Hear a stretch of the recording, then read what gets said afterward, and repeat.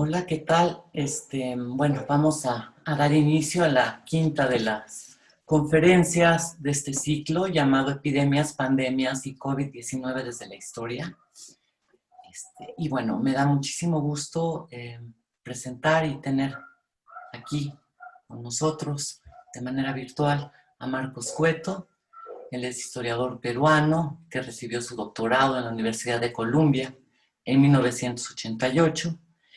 Y tiene numerosas publicaciones que versan sobre la historia de la ciencia, de la medicina, de la salud pública en América Latina, y actualmente labora en la casa de Osvaldo Cruz, Fiocruz, en Río de Janeiro, en Brasil, y es editor de la revista Historia, Ciencia, Saúde y Manguinhos, publicada por esa misma institución.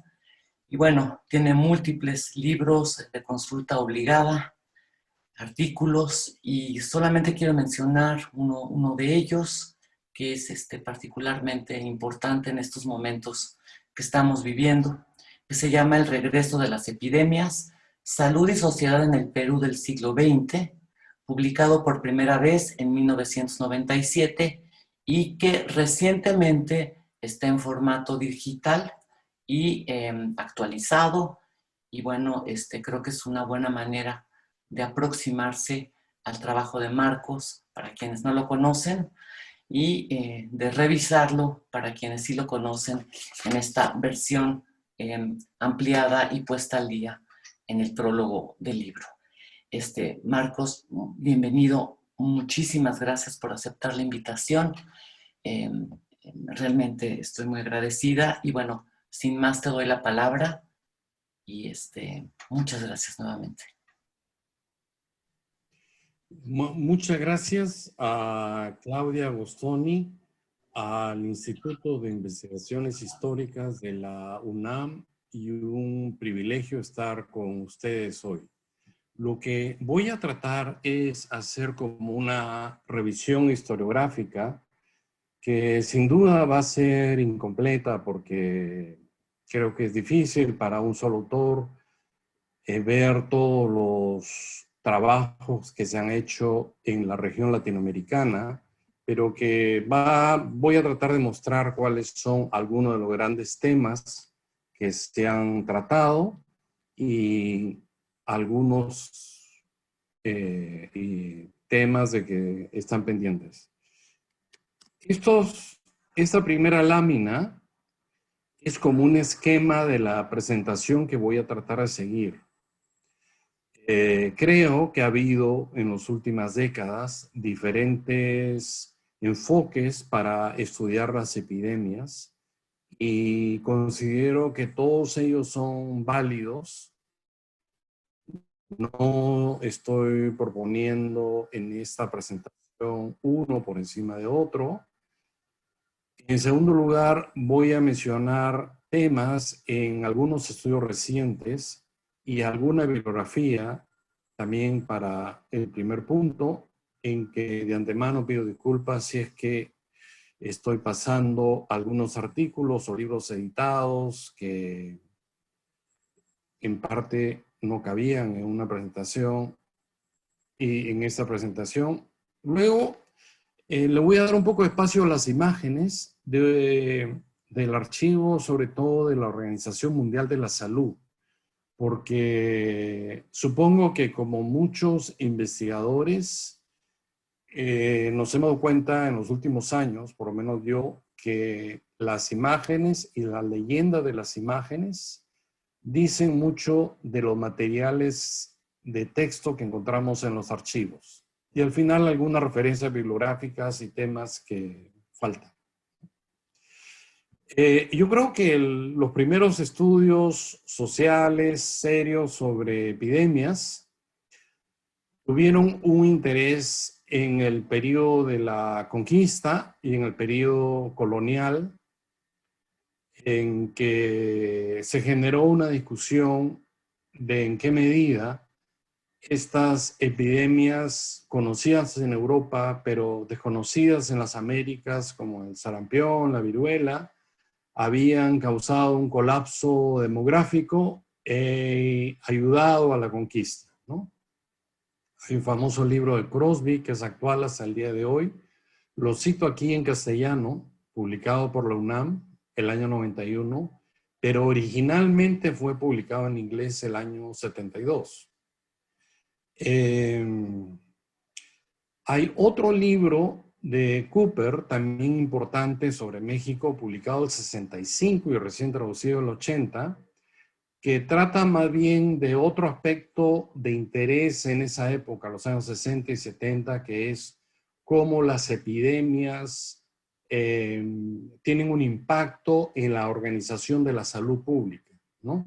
Entonces, como pueden adivinar los historiadores, este es un periodo que más o menos coincide con las reformas borbónicas, en que se implementan una serie de reformas como el saneamiento de las ciudades, el control de los alimentos que se venden en los mercados, la construcción de cementerios fuera de los muros de las ciudades, la creación de organismos de salud en las municipalidades, y Cooper es uno de los primeros que ve este asunto, ¿no? Bueno, hay otro trabajo clásico, es uno de los pocos editados que voy a citar, de Florescano y Malvido, que trata sobre varios aspectos sobre la conquista y la colonia.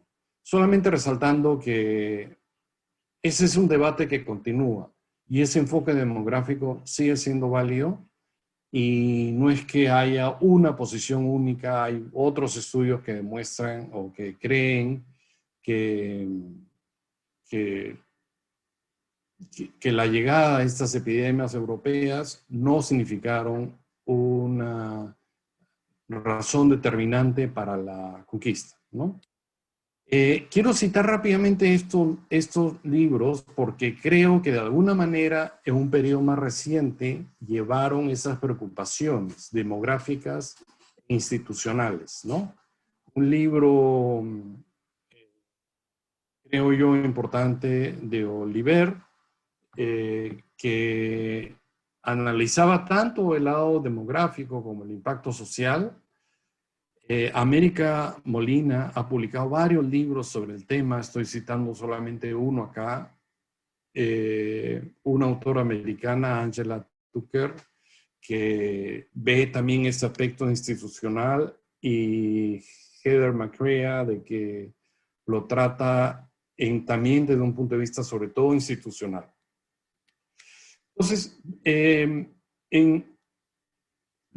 un giro social que comienzan a tener la historia de la medicina y la historia de la ciencia en los años 80 y 90, en la que se comienza a ver no solamente las instituciones o la demografía, aparecen nuevos temas. También aparece una distinción más clara entre los historiadores, que ya existían los demógrafos, entre endemias y epidemias, ¿no? Las epidemias del periodo colonial y la conquista en parte atrajeron tanto la atención de los demógrafos porque efectivamente causaron un gran estrago demográfico. Pero conforme avanzaron las repúblicas, sobre todo a fin del siglo XIX y en el siglo XX, las epidemias y mejoraron los registros de mortalidad y morbilidad, se reveló que las epidemias mataban menos gente que las endemias. Había enfermedades endémicas a las cuales una población se acostumbraba, pero que eran mucho más mortales en el largo plazo que las epidemias, ¿no? En general, los países latinoamericanos, las grandes endemias a las que nos hemos acostumbrado, lamentablemente, están vinculadas a enfermedades diarreicas, enfermedades respiratorias, a diferentes tipos de cánceres que tienen que ver con sistemas de agua, sistemas de nutrición, estilo de vida, ¿no? Pero a pesar de esto, las epidemias siguieron llamando la atención, pero hubo un mayor enfoque sobre qué cosa eran las epidemias. Aquí he dado una pequeña definición que creo que aparecieron en varios estudios, ¿no? Que eran momentos que podían ser de corta duración, a veces meses, aunque esta ya está llevando varios meses y de repente se va a proyectar a más de un año, no lo sabemos todavía, esta epidemia de COVID, ¿no? Pero que era un momento en que de gran intensidad cuando diferentes actores discuten la salud, el cuerpo humano, la enfermedad, ¿no? Y eso era de interés para los historiadores sociales, porque antiguamente, en los años 40 y después, hubo una historia de la medicina muy tradicional que se enfocaba en médicos, hombres que habían sido parte de una élite. Y a partir de los años 80 hay a nivel internacional y también latinoamericano un interés de una historia más social y cultural, de ver, por ejemplo, qué piensan sobre la salud y la enfermedad los pacientes, los curanderos, la iglesia. Y las epidemias era un momento metodológicamente interesante porque durante una epidemia todo el mundo quiere opinar sobre la salud. Todo el mundo se siente un poco epidemiólogo y se arman grandes debates en los medios de comunicación o en los archivos de la policía para controlar, por ejemplo, a la población que se rebela frente a algunas medidas sanitarias. Y es un momento de corta duración, pero que revela prácticas e ideas de larga duración sobre el cuerpo y la salud. Es decir, que son momentos en que se magnifica la relación entre la ciencia y la política. Es una relación que siempre existe, creo yo, pero que aparece más clara en las epidemias, como lo está apareciendo ahora, en que en casi todas las conferencias de prensa en diferentes países del mundo, a veces, no siempre, opinan las autoridades políticas y las autoridades científicas, y hay un conflicto entre ellas, o al final a veces un acuerdo. Y también hay un conflicto que está, creo yo, en el origen de la salud pública o de la medicina, ¿no? Que la medicina tiene un fin de tratamiento, de curación, y mucho de las epidemias, inclusive las endemias, tienen que ver con problemas relacionados a las inequidades sociales, a la pobreza. Y entonces hay un conflicto permanente entre este enfoque curativo y la reproducción social constante de la enfermedad, ¿no?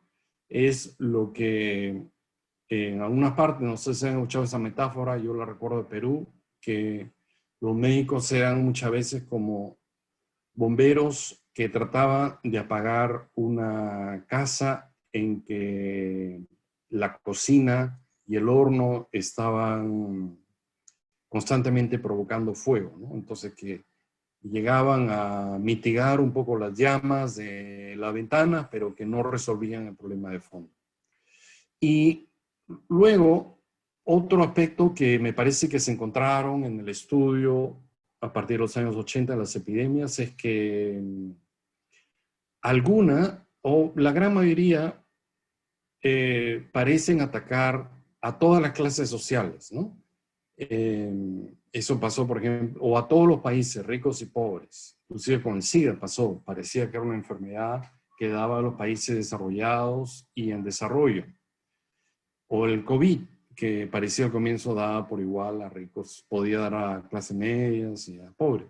Pero progresivamente se va revelando que el gran protagonista de las epidemias es la pobreza, que los más vulnerables son los que tienen menos posibilidades de protegerse o seguir medidas higiénicas, y que reaparece también un tema constante que es el estigma, que es culpabilizar a un grupo por haber causado o haber reproducido esa enfermedad, ¿no?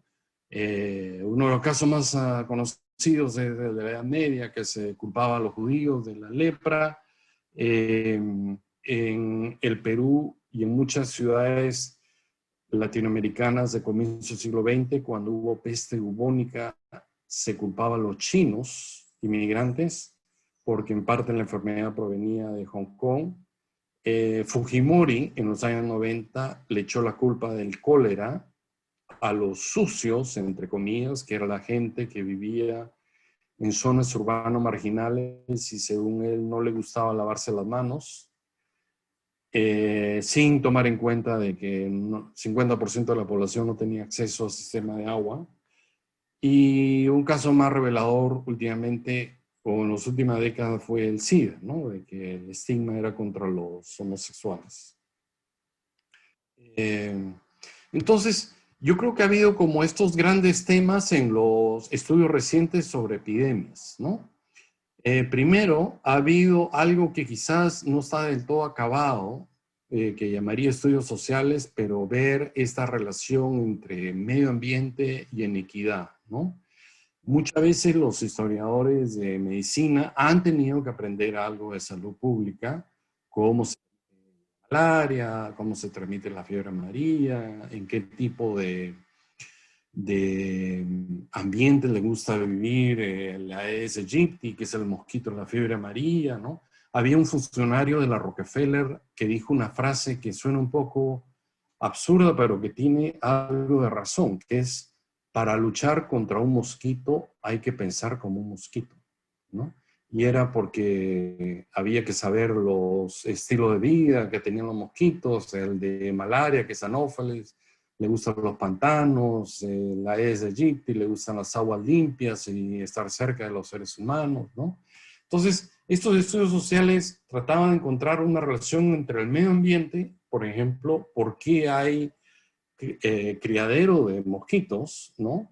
Y la inequidad, por ejemplo, que en lugares donde no hay acceso a agua, es más probable que el agua se acumule en receptáculos artificiales que no se limpian o haya, por ejemplo, neumáticos abandonados que son criaderos de esos mosquitos.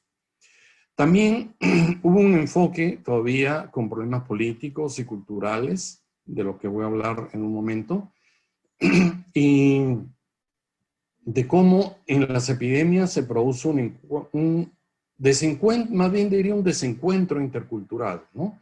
Porque en una epidemia se enfrenta muchas veces esa élite médica entrenada de la universidad en la medicina occidental versus comunidades campesinas que tienen sus propias ideas sobre la salud y la causa de las enfermedades, y generalmente, no siempre, pero no se llega a un acuerdo. Y también hubo un intento de hacer estudios sobre las epidemias, sobre algunas enfermedades epidémicas, analizando los debates científicos, ¿no? Que ha sido otra de las grandes características, creo yo, de la historia social, de la ciencia, de la salud en los últimos años.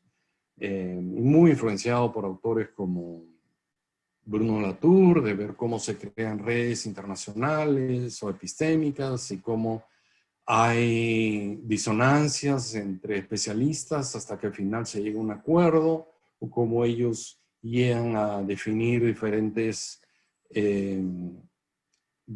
argumentos para diferentes públicos, ¿no?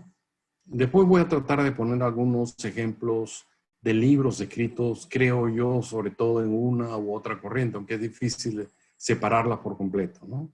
Entonces, tres grandes temas: la interrelación entre causas biológicas y sociales, respuestas oficiales y estas respuestas culturales, que yo, disculpen que lo mencione, pero creo que es un poco el tema en ese libro que mencionó Claudia de El regreso a las epidemias. Y en las respuestas oficiales menciono estas características que en parte creo yo tienen que ver con lo que está pasando ahora. La menciono en general, ¿no? Uno es que la explicación de la enfermedad generalmente pasa por una visión reduccionista que sobreenfatiza la dimensión biológica, ¿no? Disminuyendo la importancia que tienen, por ejemplo, las inequidades sociales en la intensificación de esas causas biológicas, ¿no? Hay grandes discusiones, inclusive en los medios de comunicación, sobre cómo es el virus y cómo es la posible vacuna que va a responder al virus, ¿no? Y hay un énfasis sobreexagerado en la tecnología, o lo que los autores llaman, algunos historiadores llaman las balas mágicas, ¿no? Pensar que alguna tecnología moderna va a salvar rápidamente la situación. Y eso lo hacen tirios y troyanos, es decir, tanto los que defienden soluciones autoritarias como los que se oponen a ellas, ¿no? En Brasil, por ejemplo, hay gente que está a favor, y hay mucho medio de comunicación en contra de Bolsonaro, pero algo común que tienen que los dos están atrás de la posible vacuna, que tienen nacionalidades, ¿no? Alguna gente defiende la vacuna inglesa, otros están esperando que funcione la vacuna rusa, y Bolsonaro y sus seguidores están diciendo que pase lo que pase, nunca usarán la vacuna cubana, ¿no? Y hay como 9 ensayos de vacunas que están haciendo ahora para el COVID. Pero detrás de ese énfasis en la tecnología, hay el supuesto que viene, creo yo, de la medicina militar de comienzo del siglo XX en el Caribe y de la Fundación Rockefeller, y es que la enfermedad o la epidemia puede ser controlada sin mayores cambios en las condiciones de vida, ¿no? Que hay una bala mágica que puede resolver los problemas sin modificar las inequidades sociales. Eso viene, digo, de la medicina militar, porque el ejército americano que luchó en Cuba por la independencia de Cuba de España a comienzos del siglo XX, se dio cuenta que más soldados americanos morían de fiebre amarilla que de la bala de los españoles, y encontraron una manera de controlar la fiebre amarilla controlando los mosquitos Aedes, ¿no? Después ellos lucharon en el sur de Italia o en el Pacífico, y no tenían tiempo de mejorar los sistemas de salud de las zonas en que luchaban. Tenían simplemente que controlar las enfermedades que encontraron, que eran sobre todo la malaria y el tifus, con balas mágicas como el DET, que esa fue una de las primeras veces que se usó. Y esa misma idea yo creo que ha sido repetida, ¿no? La Fundación Gates, que hoy o de hace varias décadas es como la Rockefeller de nuestros días, la principal agencia filantrópica privada que financia la salud global. Su énfasis es en descubrimientos científicos y vacunas, en intervenciones tecnológicas que puedan hacer un cambio sin necesariamente cambiar el problema de la pobreza. Y hay incluso algunas declaraciones de Gates diciendo claramente, bueno, estaría muy bien resolver el problema de la pobreza, pero eso será en otro momento. Mientras tanto, nosotros vamos a hacer vacunas para que no hayan estas enfermedades. Sobre eso puedo hacer un comentario después, ¿no? Y todo eso, creo yo, crea un patrón de respuestas oficiales, de discriminación, porque como este énfasis en la tecnología, el reduccionismo, es insuficiente, muchas veces lo que acaba pasando es que las mismas autoridades o los medios encuentran un culpable, ¿no? Hay un estigma, una culpabilización de las víctimas, como he mencionado, como Trump encontró en China, y que se supone que son ellos los responsables de haber causado el mal, ¿no?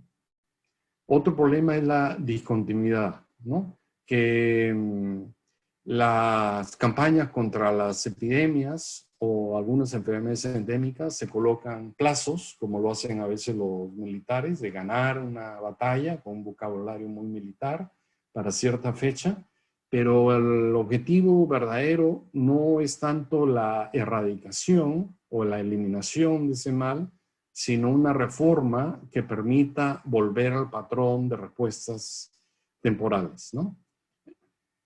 Dicho sea de paso, la única enfermedad que ha sido eliminada por acción humana ha sido la viruela, certificada por la OMS del mundo, ¿no? En 1980.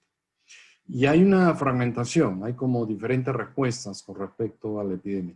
Quizá Brasil ahora es uno de los ejemplos extremos de esa fragmentación donde cada alcalde, gobernador de estado, gobierno, inclusive la esposa del presidente hace lo que quieren.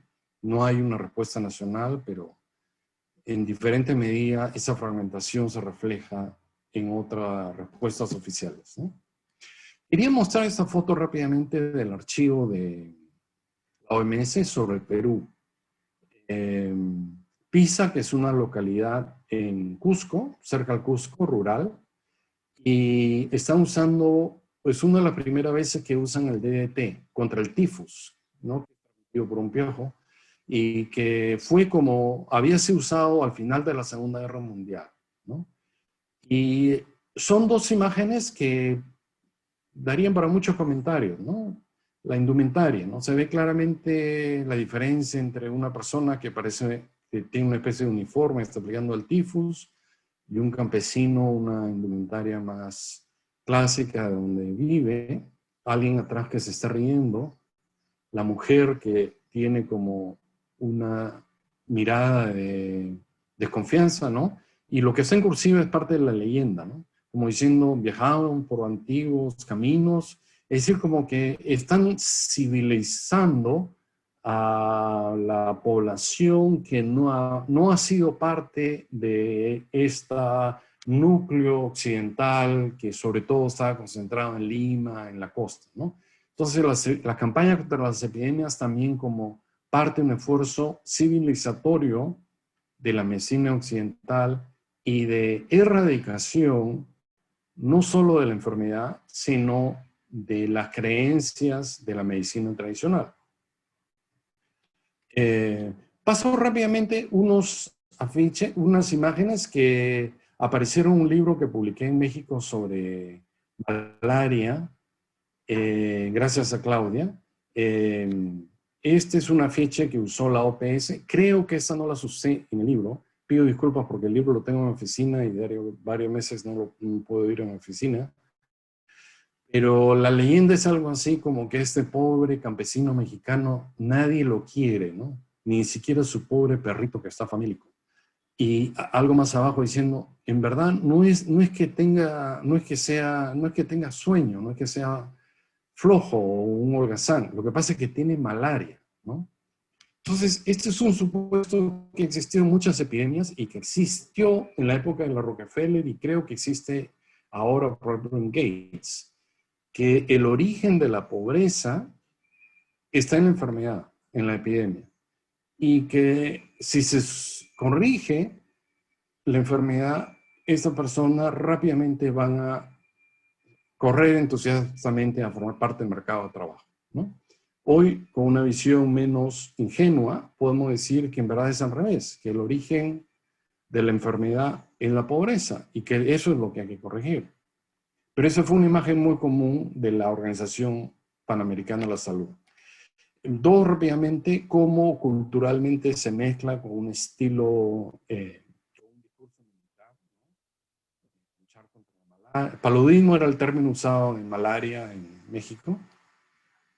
El patriotismo.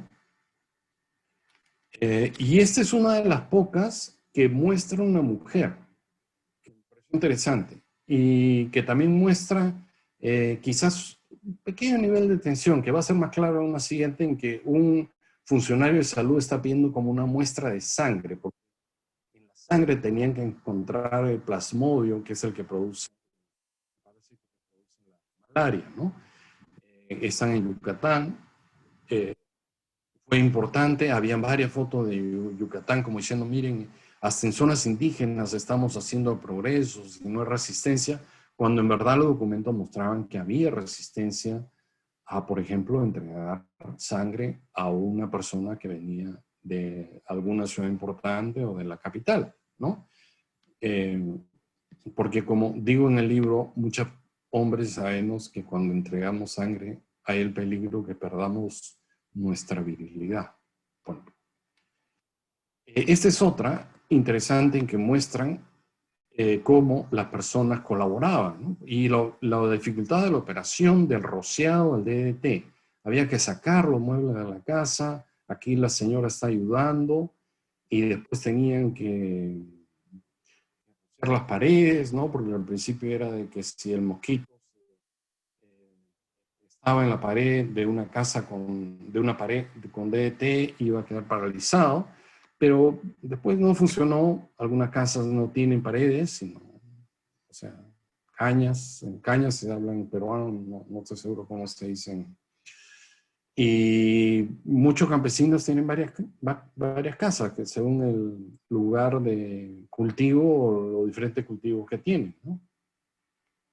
Esto es interesante porque la leyenda, de nuevo, que está en cursiva, muestra este encuentro intercultural, ¿no? Está un norteamericano que fue enviado por la Organización de la Salud, Donald, convenciendo a la señora, ¿no? De que debe dejar que sus sillas, ¿no? Sus muebles sean, se les aplique el DDT, ¿no? Y al otro lado, el funcionario mexicano como que está cumpliendo su función, tiene un uniforme, al final, en la misma leyenda dice, al final ella acepta que esto ocurra, ¿no? Bueno, esas son las imágenes. Ahora, ¿cuáles algunos libros, sean unos comentarios rápidos de, creo que han ido tratando algunos de estos temas, ¿no?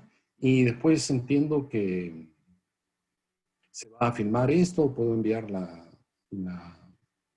referencia completa, ¿no? Un libro famoso de un historiador social que se llama Sidney Chalhoub,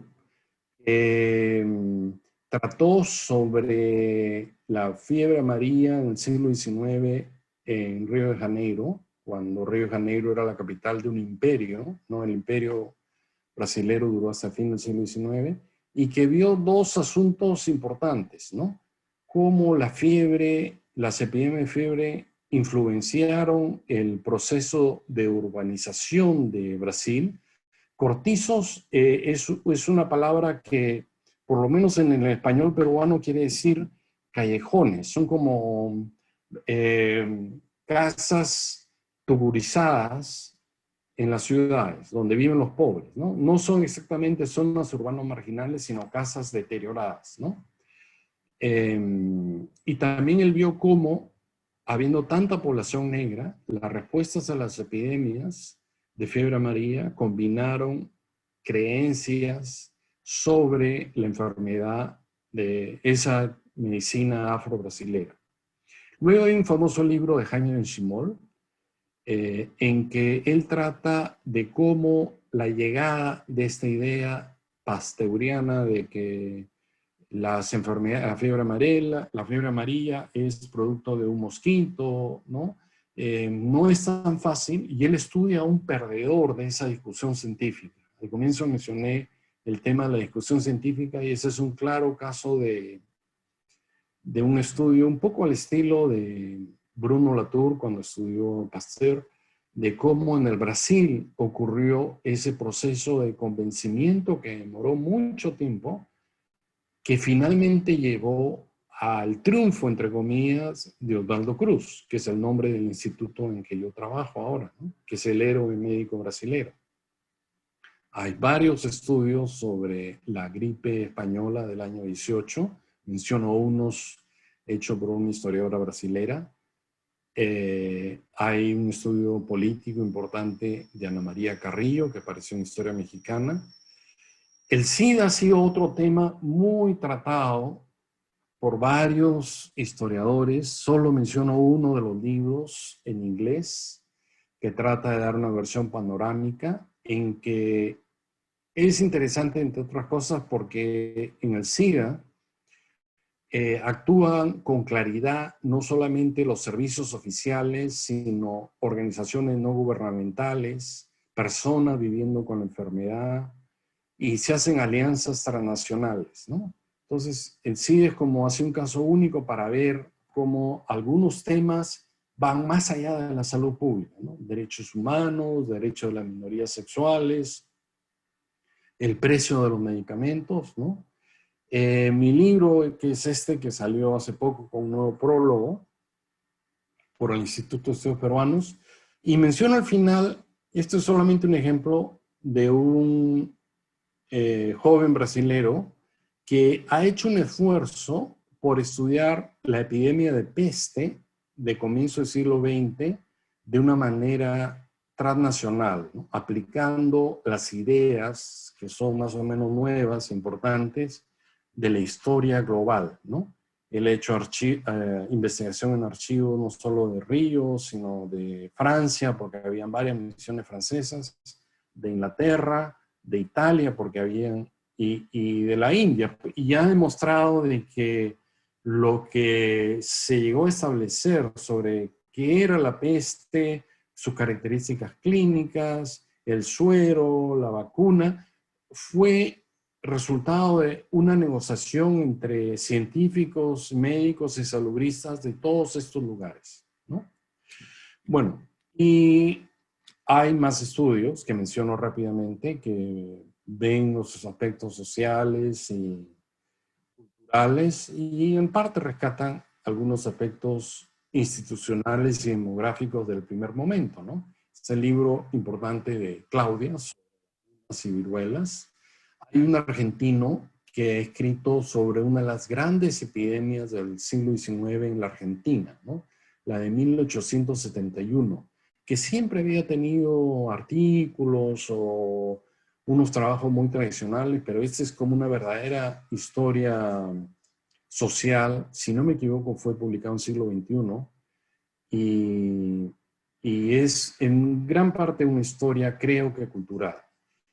En mi opinión, Diego Armus ha hecho, bueno, varios trabajos muy valiosos y en este, sobre tuberculosis, no necesariamente ve una epidemia, sino la tuberculosis como un problema inclusive endémico, pero tiene una perspectiva cultural, ¿no? Y tiene mucha atención a este remedio popular que se crea más allá de las élites y que causa una discusión y que muestra cómo para parte de la población tener estos recursos mágicos era una cosa importante, ¿no?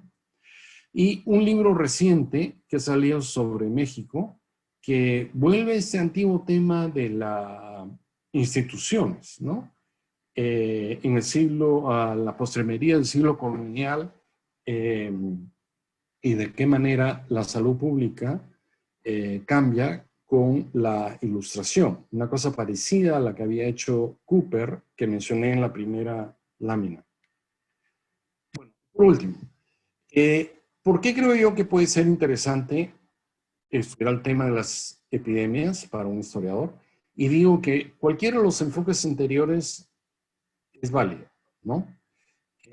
Primero, creo porque las epidemias ofrecen la ventaja de tener una narración cronológica, ¿no? Muchas veces los historiadores estamos preocupados en encontrar un tema que tenga lo que en portugués se llama un marco temporal, que quiere decir un comienzo y un fin, más o menos. Un comienzo y un fin no tiene que ser exacto, pero y no tiene que ser una historia tradicional, o sea, no es que en una fecha determinada comenzó algo y en una fecha exacta acabó, pero más o menos tener un recorte temporal, un enfoque geográfico, y las epidemias ofrecen eso, ¿no? Porque así sea artificial, en muchas se habla de un caso cero, ¿no? Y también, aunque sea difícil decir cuándo acabaron, más o menos hay un momento en que ya se deja de hablar de una epidemia. Entonces, algo más.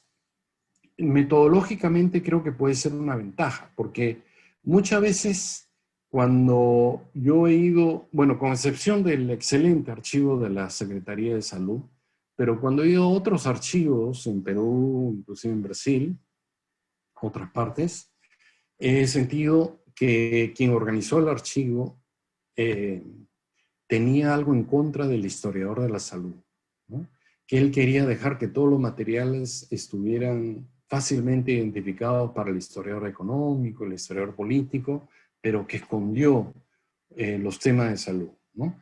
Y entonces uno tiene que encontrar maneras de llegar a eso, a esas colecciones. Por ejemplo, los informes policiales. Los informes policiales tienen narraciones de control de curanderos en las ciudades, de control de protestas sociales. Los archivos en las municipalidades siempre tienen a alguien que se ocupa de la salud, por lo menos en parte del siglo XIX y XX, ¿no? También analizando los periódicos, ¿no? Como los diarios de comunicación, o sea, como muchos de ustedes quizás saben, analizar un diario para una investigación es una tarea desgastante y que distrae, ¿no? O desgastante porque lleva mucho tiempo analizar, por ejemplo, cubrir simplemente un mes con una noticia, y que distrae porque a veces uno se encuentra con un partido de fútbol de su equipo favorito y se pasa el día entero leyendo cómo fue ese encuentro, ¿no?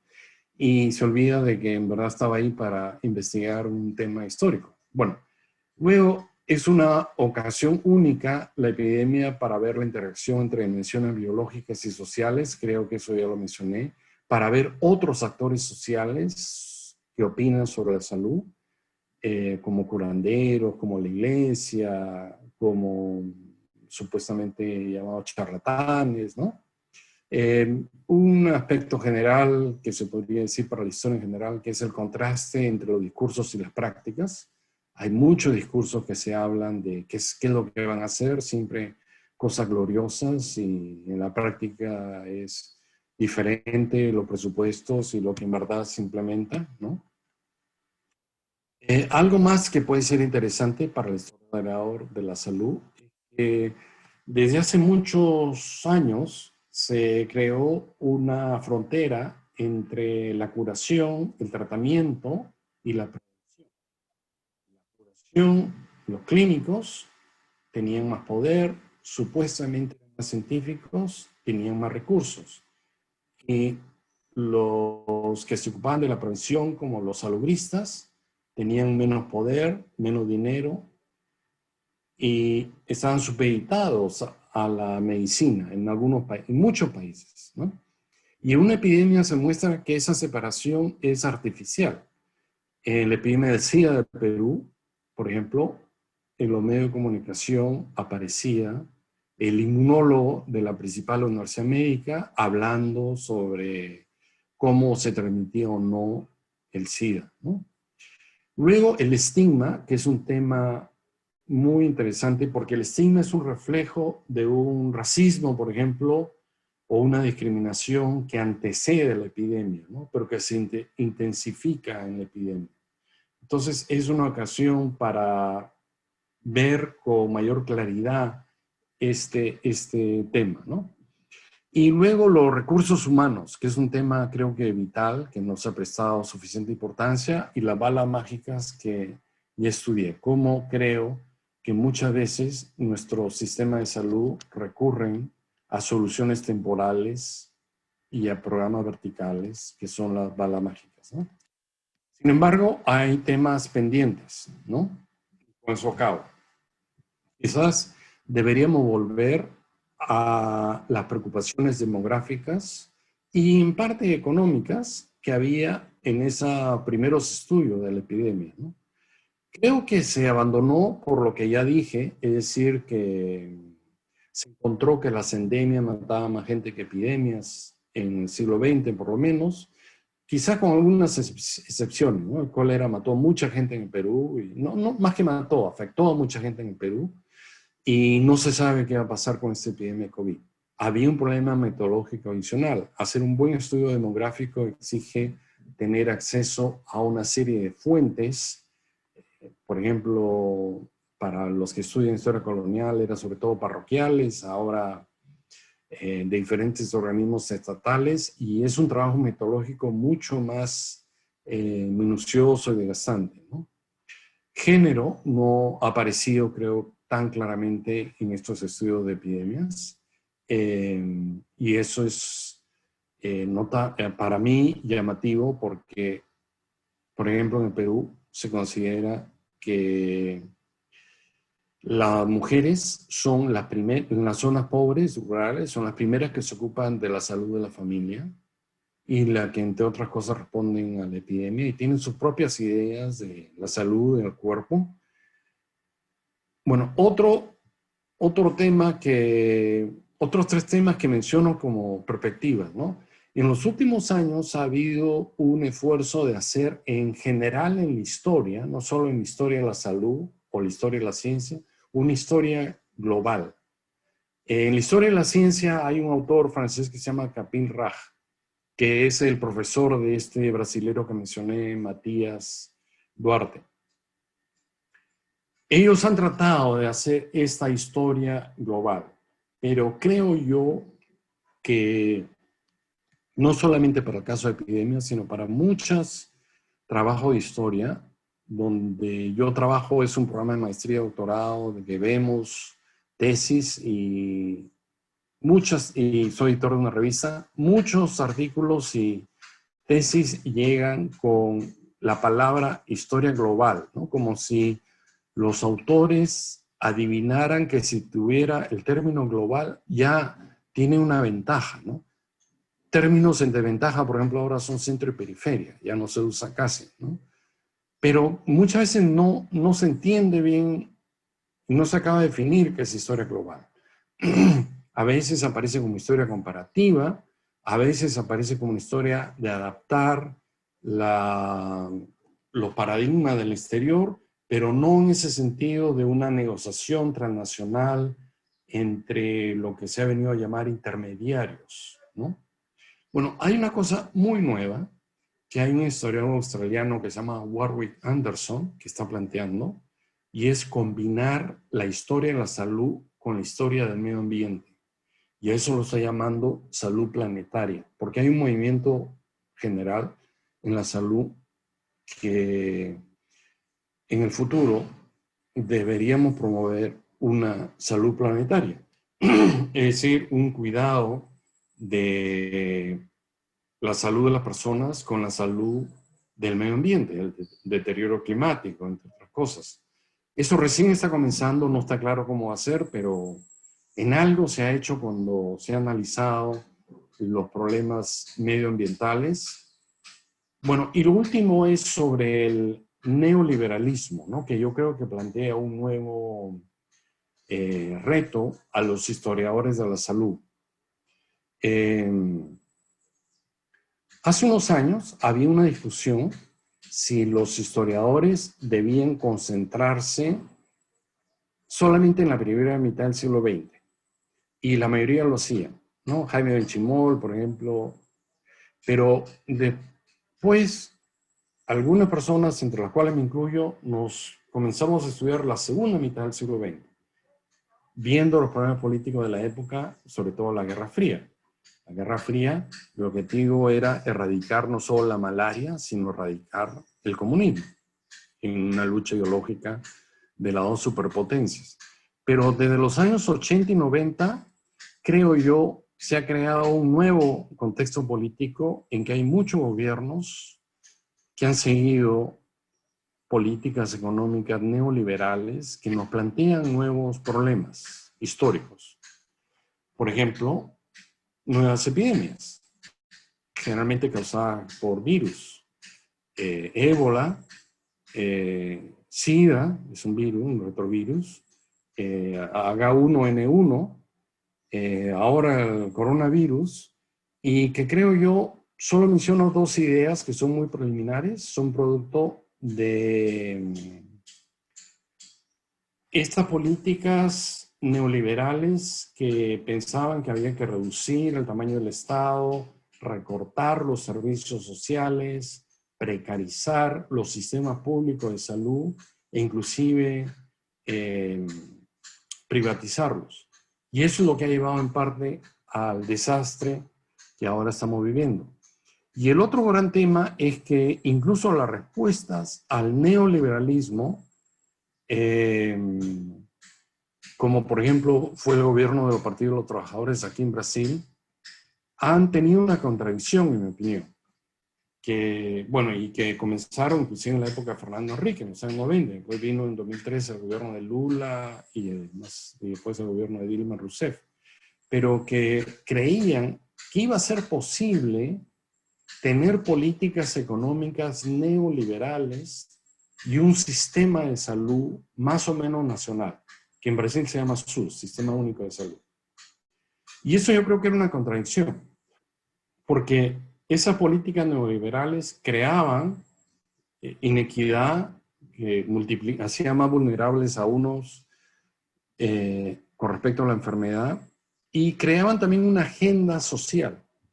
Según la agenda social, inclusive de los gobiernos más progresistas, el problema principal de la sociedad era la pobreza extrema, no las inequidades.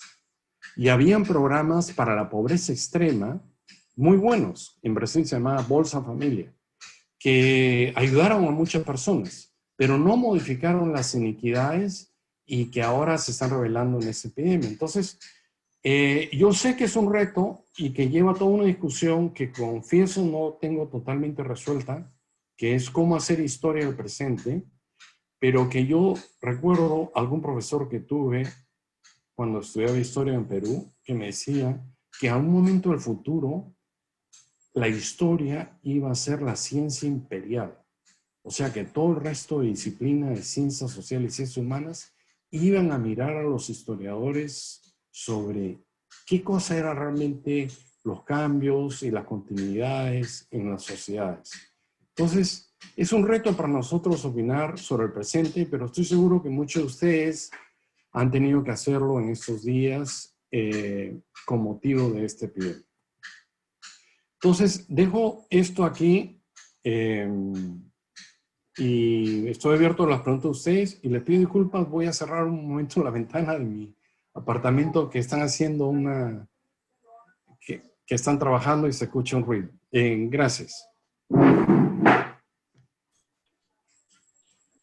Bueno, pues muchas gracias a Marcos. Esperamos a que regrese después de esta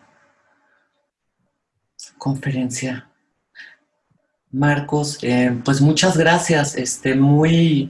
Muy completa, muy ilustrativa, muy clara, ¿no? La presentación que has hecho, destacando tanto los cambios en la historiografía sobre la salud, la enfermedad, la atención. Y me parece muy interesante que iniciaras presentando 3 textos que de alguna manera denotan otra época en la que se vivía en México. Los 3 textos que presentaste al principio fueron publicados entre los 80s y los 90s, ¿sí? Textos muy importantes, ¿no? De consulta obligada, y también denotan un momento en el que, bueno, estos temas eran publicables por la Secretaría de Salud, ¿no? Temas de investigación histórica que tenían un espacio en la Secretaría de Salud de este país, ¿no? Cosa que, bueno, ha cambiado un poquito de entonces a la fecha. Me parece muy interesante la manera en la que enuncias las múltiples posibilidades y que comprende el análisis de un momento de epidemia, pero me quedé con una pregunta que me gustaría formularte. Esta cuestión de las endemias, ¿no? Esta separación entre endemia y epidemia y el impacto que tienen en América Latina las enfermedades endémicas, ¿sí? Es decir, ¿por qué es que enfermedades, por ejemplo, como la tuberculosis pulmonar, entre muchas otras, que causan una mortandad enorme a nivel global, ¿sí? Y en América Latina también, no tienen la visibilidad o la urgencia que tenemos, por ejemplo, frente a otros momentos de emergencia epidémica. Es decir, ¿cómo explicar esa disociación? Es decir, la tuberculosis es un gran problema de salud pública ahorita. Es decir, tan solo en 2018 murieron 1.5 millones de personas, aproximadamente 4,000 por día, ¿sí? Enfermaron aproximadamente 10 millones de personas, ¿sí? Pero no obstante, estos temas no están en la esfera pública, ¿sí? ¿Cómo explicas esta invisibilización de un problema mayor de salud pública que, bueno, en estos momentos, claro, estamos sumergidos en COVID, pero el tema de la tuberculosis, por dar un ejemplo nada más? Ya, yo diría tres cosas, ¿no? Primero, que de lo que yo he estudiado, inclusive entre los epidemiólogos, la diferencia entre endemias y epidemias no está clara y muchas veces parece subjetiva. Lo único es que endemias es algo que ocurre constantemente. A veces en esta subjetividad parece que endemias es algo que ocurre puede ocurrir por muchos años, y epidemias es como algo que llama la atención en los periódicos, ¿no? Ahora, yo diría que también hay dos respuestas, ¿no? Cada sociedad crea una tolerancia al dolor ajeno y quizás ustedes recuerden en su infancia, yo por lo menos recuerdo haber hablado con mis abuelos, por ejemplo, que para ellos era un hecho de la vida que a alguno le diera viruela, a otro le diera malaria, y era algo con lo que habían resignado, ¿no? Y yo, en mi infancia, ya por lo menos eso era una cosa que no pasaba, ¿no? Ahora, y más bien después yo pensé que de repente yo tenía tolerancia, o sea, yo tenía indiferencia, la indiferencia que ellos tenían ante la malaria, ante el cáncer, ante el astigmatismo, pensando que eran cosas que no había nada que hacer frente a ellos, ¿no? Entonces, cada sociedad crea su propia tolerancia al dolor y su banalización del dolor y de las enfermedades. Y eso tiene que ver también con el progresivo deterioro de las condiciones de salud que hemos tenido en los últimos años. Porque, por ejemplo, el dengue. El dengue era una cosa que no existía en Sudamérica casi en los años 80.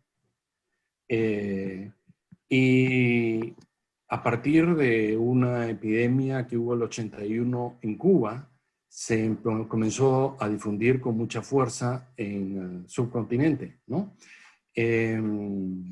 Al comienzo, la respuesta de muchas autoridades, inclusive brasileñas o peruanas, era, bueno, no hay Aedes, que son los transmisores de dengue, pero no hay dengue. Después de unos años dijeron, bueno, hay dengue, pero solo el clásico, que es uno de los 4 dengues, ¿no? Después de unos años dijeron, bueno, hay el hemorrágico, pero solo en la Amazonía, ¿no? Ahora el dengue está en todas partes, ¿no? Donde yo trabajo con 8 personas en la revista y creo que 6 han tenido dengue. Es como un hecho de la vida para ellos. Y todo el mundo está esperando cuándo me va a dar dengue, ¿no? Y algo más en respuesta a eso es que esa tolerancia al deterioro tiene que ver, creo, con ese discurso neoliberal. Según el discurso neoliberal, los culpables de la pobreza son los pobres. Los pobres, o sea, los ricos tienen dinero producto de su talento, su mérito, su esfuerzo, y los pobres no lo tienen porque no han hecho ese esfuerzo. No es por las desigualdades sociales. Y en los últimos años, esa propuesta se ha aliado a versiones conservadoras, evangelistas, que son muy fuertes en Sudamérica y en Brasil, que tienen una idea parecida y que se han aliado en parte para justificar al autoritarismo. Según el evangelismo, el pecador es culpable de sus pecados es culpable de su estilo de vida, ¿no? Un estilo de vida que puede llevar al consumo de drogas, al consumo de alcohol o a la homosexualidad, que consideran un pecado ellos también. Entonces, se ha ido creando como un discurso en el cual los pobres son culpables de su pobreza, los pecadores son culpables de su pecado por su estilo de vida y los enfermos son culpables de sus enfermedades, también por su estilo de vida, ¿no? Porque no siguen las reglas higiénicas. Y entonces eso es una manera de ir eludiendo la responsabilidad que en el fondo debería tener el Estado. No estoy diciendo que el estilo de vida pueda ser algo importante, pero muchas veces, por ejemplo, en la favela de Río de Janeiro, es imposible practicar un estilo de vida higiénico en las condiciones en que viven las personas. O por ejemplo ahora, ¿no? Este énfasis en lávese las manos, el distanciamiento social, etcétera. Pero bueno, es completamente imposible para miles y miles de personas en múltiples ciudades, ¿no? Este, sí, yo creo que el tema de la distinción entre epidemia y endemia es algo sobre el que habría que trabajar de manera un poco más detallada. Digo, lo pienso, por ejemplo, en el caso de la viruela, ¿no? A lo largo del siglo pasado, bueno, y en otros momentos también.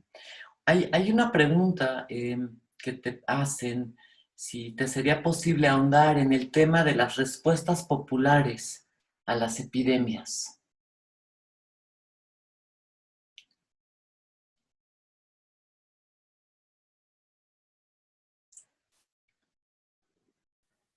Cuando yo escribí uno de los capítulos de ese libro del regreso de las epidemias, se llamó Sanidad desde arriba, porque era el intento de un médico norteamericano contratado por un gobierno semidictatorial peruano y que con ayuda de la Fundación Rockefeller quiso imponer un régimen de control de la peste bubónica y la fiebre amarilla. Inclusive ese médico después escribió sus memorias y la llamó El flautista de Hamelin de Perú, ¿no? Un título interesante, era como que el que ahuyentaba a las ratas del Perú con su cosa mágica de su flauta, etcétera, ¿no? Su técnica. Y se quejaba que los peruanos no lo entendían y no. Bueno, y recuerdo que le presenté ese trabajo que había hecho en archivos, inclusive americanos, de la Rockefeller, a un historiador norteamericano y lo leyó y con mucha ingenuidad me dijo, bueno, pero ¿qué más se podía haber hecho? ¿No? Entonces yo confieso que en ese momento no tuve una pregunta, no tuve una respuesta, pero comencé a buscar si había habido alternativas. Y creo que sí las ha habido. O sea, lo que he contado sobre todo ha sido quizás enfatizando la parte hegemónica, pero ha habido una corriente contrahegemónica, fragmentada, que ha tenido diferentes nombres, a veces medicina social, eh, y que trató de hacer algo diferente, una medicina más comunitaria, menos basada en la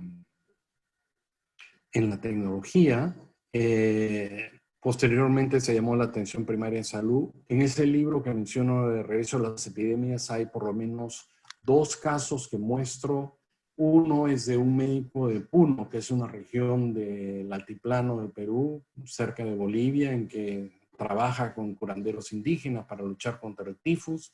Y otro es como las organizaciones de mujeres en la zona urbana, una zona urbana marginal de Lima muy grande que se llama Villa El Salvador, se organizaron autónomamente para responder al cólera, ¿no? Hervir el agua, hacer programas de educación, etcétera, ¿no? Entonces, sí ha habido una alternativa y esa es otra posibilidad de estudios que se podría hacer. De lo que alguna gente ha llamado también salud en la adversidad o salud, hacer salud de una manera contrahegemónica, ¿no? Muy bien. Y digamos, frente a la pandemia en la que estamos ahora, o las diferentes epidemias, ¿no? Porque cada país lo maneja de una manera completamente distinta. ¿Crees que hay algún impacto, alguna incidencia del actual momento que estamos viviendo en las investigaciones históricas que se ocupan justamente sobre estos temas? Quizá es muy temprano para decir, pero Sí, posiblemente va a tener, ¿no? O sea, indudablemente está teniendo en términos de la visibilidad. Seguramente les ha pasado mucho a ustedes y a ti, Claudia, de que te llaman de medio de comunicación para que opines sobre la epidemia actual, ¿no? Lo cual es un desafío, ¿no? Porque a veces quieren que uno simplifique en pocas palabras lo que ha sido un texto de, de muchas páginas, ¿no? Eh,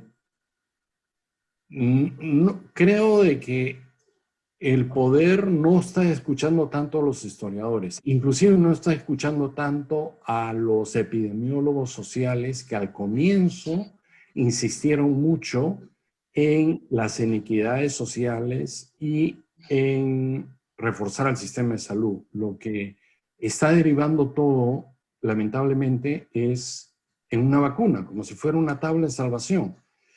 Tener una vacuna va a ser muy bueno, pero un programa de salud no puede ser solamente vacunas o inmunizaciones, ¿no? Ahora, ¿va a afectar a los historiadores?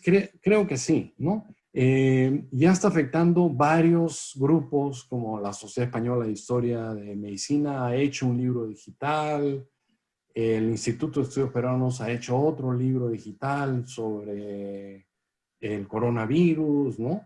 Y yo creo que sí va a impactar. No estoy seguro cómo. sí, Eh, Tengo la esperanza que en el mejor de los sentidos y que los historiadores convenzan al poder que la principal lección de la historia es que se necesita más historia, es decir, más financiamiento para las investigaciones históricas. por supuesto. Muy bien. Bueno, pues muchísimas gracias, Marco. Yo creo que terminamos. No sé si quieras comentar alguna otra cosa, ¿no? Bueno, pues te Muchas agradezco. gracias. No, gracias a ti. Muchas gracias. Y bueno, también agradezco al Instituto de Investigaciones Históricas de la UNAM por el apoyo para poder llevar a cabo este ciclo de conferencias y bueno, a todo el personal de la UNAM que hizo posible estas transmisiones. Bueno, pues muchas gracias, Marcos, y bueno, nos vemos. Chao. Chao.